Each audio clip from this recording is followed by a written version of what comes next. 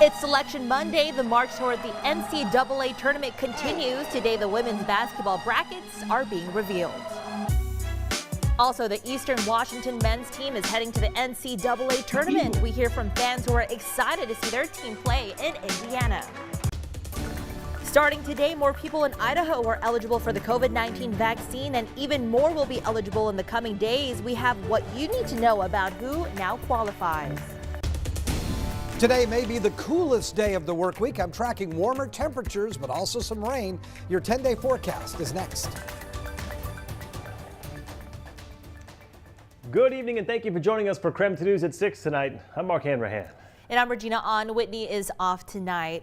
Well, starting this week, a whole new group of people in Washington get access to the COVID-19 vaccine. Certain critical workers in the state will be eligible. This includes workers in grocery stores, agriculture and food processing staff at jails and prisons will also be eligible, along with public transit workers. But there is one group you won't see on the list who believe they aren't being considered by the state. Our Morgan Trout spoke with restaurants and hospitality representatives about what thousands of service industry employees are doing to advocate for the vaccine.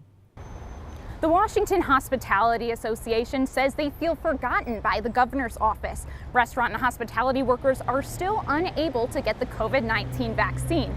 And local Spokane restaurants like here at Iron Goat and thousands of others across the state have signed a petition to change the governor's guidelines.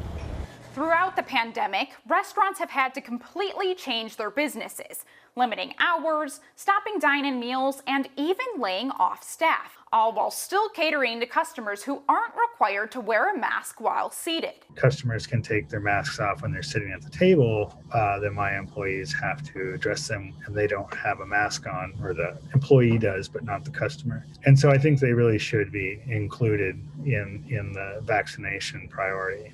Iron Goat Brewing owner Greg Brandt says there is no reason restaurant workers shouldn't be included with other essential workers in the next phase to get the COVID-19 vaccine, as servers must interact with customers all day.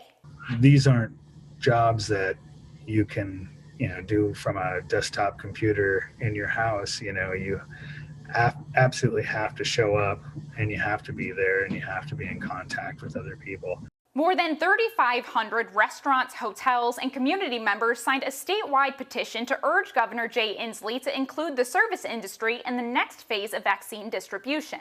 It was a little bit of a gut punch. And so, we're really advocating to say, hey, don't forget about us as we pick up speed on vaccinations. Just because we're open at 50% doesn't mean we don't need to be taken care of probably more than ever. But I'm hoping that, with efforts of reaching out, to the officials that are, in charge, see if they can, make some exceptions, make some changes, Other Spokane businesses that have signed the petition include Leta Bistro, Benny's, and Doubletree by Hilton. More information about the petition is online on our website. Governor Inslee's office told us that right now they're sticking with their vaccination plan, but when more vaccine comes in, they'll be taking a look at more requests. The Hospitality Association says that they hope that this will push the governor in the right direction. Reporting in Spokane, Morgan Trout, KREM 2 News. Well, the Department of Health warns that coronavirus cases appear to be plateauing in Washington. As of March 2nd, the state was averaging nearly 700 new cases a day, that among the lowest average number of cases that Washington has seen since October. But it's concerning because of 3 coronavirus variants detected in Washington. Some of them appear to be more contagious, while others may be resistant to the vaccine. Some good news, though, hospital admission rates among people over 70 is down. To prevent a 4th wave and keep the other variants from spreading, health officials are urging the community to keep up coronavirus safety precautions. The Transportation Security Administration said 1.3 million people passed through U.S. airport checkpoints on Sunday, topping the 1.26 million people that TSA screened on the comparable Sunday a year ago.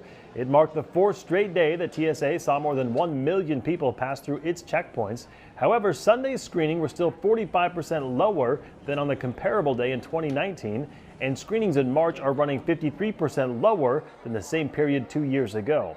Since the pandemic hit, air travel has picked up a few times, mostly around holidays, only to drop back down again. Let's take a quick break from the headlines to talk weather because late in the afternoon it turned out to be a really nice day. The sun came out. Tom, I'm looking out my window right here. It's beautiful, man. It is beautiful. A bit of a breeze blowing now, Mark, but I can see the sun over there, and it sets an hour later tonight than what we saw on Friday and even Saturday because we sprung forward Saturday night before we went to bed. So it's great to have this. It's great to be out here at this time of night and still see the sun that high in the horizon.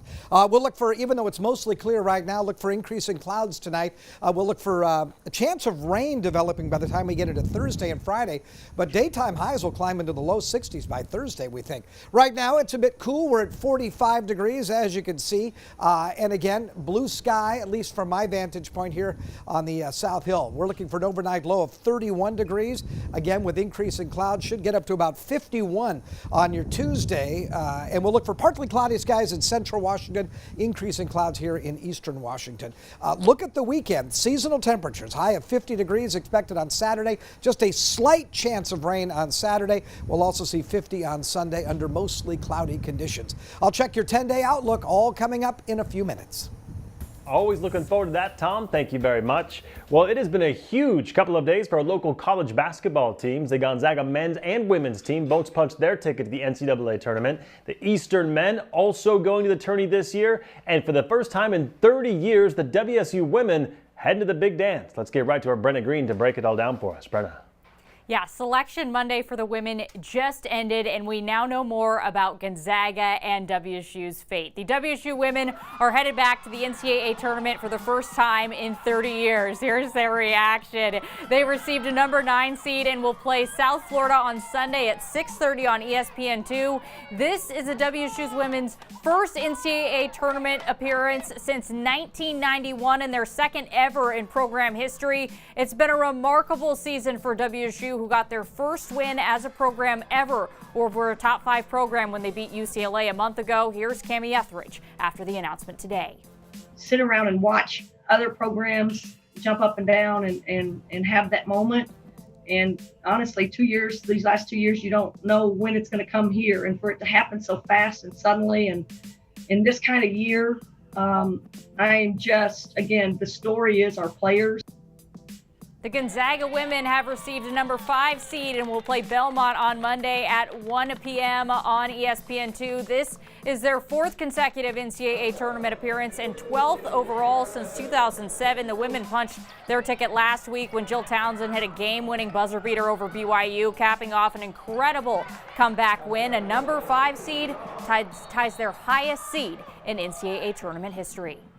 Yeah, it feels great. Honestly, we could have gone between a 4 and a 5, but we're happy with whatever. No matter what the seed we got was, we knew that we were going to go out and play our hardest against whatever matchup we ended up with. And so it just feels really great. And I can't express it enough how happy we are to be at this point in the season and know that this is actually happening and we get to head to San Antonio. Overall, this means 4 Inland Northwest teams are headed to the NCAA tournament between the men's and women's brackets. Our region has never had more than 3 NCAA tournament teams. That happened 3 times in 2015, 2014, and 2007. If there's anyone who knows about basketball in this region, it's Okanagan native Jill Townsend, who definitely had something today about today's bit of history. It's really cool, and it just speaks to the type of pride this city takes, I think, in basketball. And it shows the world that we're not just, the greatest 3-on-3 tournament, I think the greatest basketball city. NCAA tournament games for the women kick off on Sunday. The men kick off on Saturday, and we will have you covered with wall-to-wall coverage. Over to you, Mark. All right, Brenda, thank you very much. And to kick off the first round of the NCAA tournament this weekend, the 14-seed Eastern Washington men will face Kansas, who was the 3rd pick. The game is this Saturday, March 20th on TBS at 10:15 a.m. Pacific time. And the Gonzaga men will play the winner of Appalachian State versus Norfolk State. That game's also on Saturday. Tip-off at 6:20 Pacific time, also on TBS. All right, well, long-term care facilities were among the first businesses hit hard by the pandemic. Now, many of them are going out of business. We have more on that when we come back after this break.